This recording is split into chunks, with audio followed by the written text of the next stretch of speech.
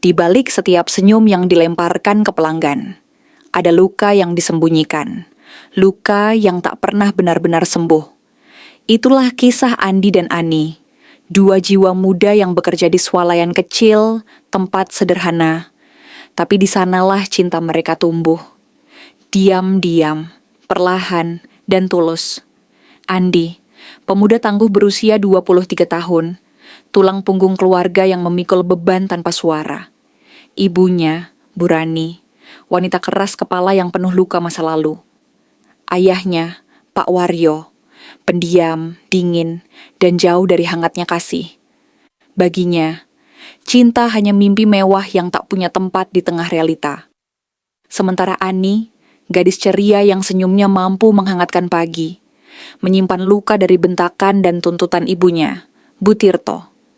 Janda pedagang sayur yang keras dalam bicara, tapi sesungguhnya takut melihat anaknya mengulangi nasibnya. Namun di balik kerasnya hidup, cinta tetap menemukan celah. Mereka menyimpan cinta itu seperti rahasia negara. Cukup 5 detik pandang mata, cukup 1 detik sentuhan tangan di balik rak sabun.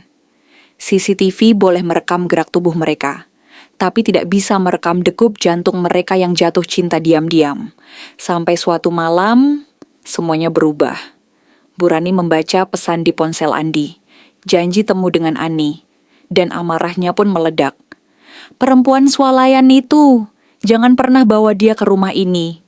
Suara Bu Rani memecah malam dan memecah hati. Di sisi lain kota, di rumah Ani, hal yang sama terjadi. Tamparan keras dari Bu Tirto. Bukan karena benci, tapi karena takut anaknya jatuh dalam lubang yang sama seperti dulu.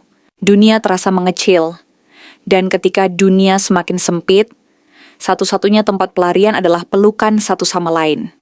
Malam itu mereka menyerah pada rindu, dan pagi itu garis merah di tespek merubah segalanya.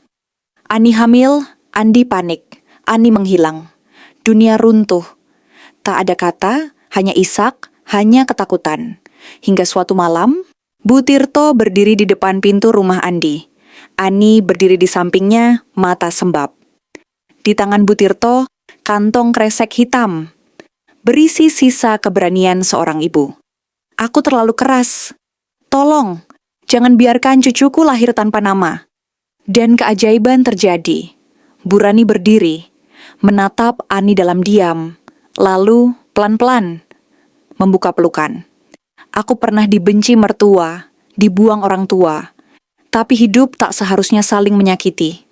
Andi, jadilah laki-laki yang lebih baik dari bapakmu. Hari itu, bukan hanya Ani yang diterima, tapi juga bayi dalam kandungannya. Cinta mereka akhirnya direstui. Namun hidup tak pernah memberi bahagia tanpa ujian. 1 bulan setelah pernikahan sederhana itu, Pak Waryo terkena serangan jantung. Di akhir napasnya, dia hanya berbisik 1 kalimat.